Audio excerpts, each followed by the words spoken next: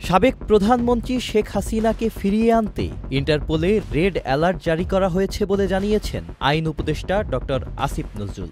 Red alert জারি করা হয়েছে ইন্টারপোলের মাধ্যমে। আমাদের যা যা করণীয় আছে আমরা করে যাচ্ছি। 21শে জানুয়ারি আইন, বিচার ও সংসদ বিষয়ক মন্ত্রণালয় আয়োজিত সংবাদ সম্মেলনে এ তথ্য জানান তিনি। এ সময় তিনি বলেন, সংবিধানের সাথে সাংঘর্ষিক কোনো বিষয়ে সংস্কারের উদ্যোগ নেবে না আইন মন্ত্রণালয়। সংবিধানের সাথে সংঘর্ষমূলক কোনো সংস্কার আমরা করছি না।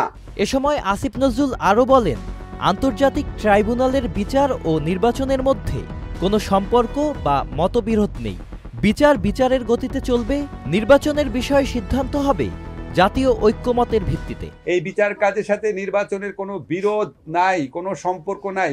বিচারের গতিতে চলবে। বিচারের গতি নির্ধারণ করে হচ্ছে বিচারক, ট্রায়াল।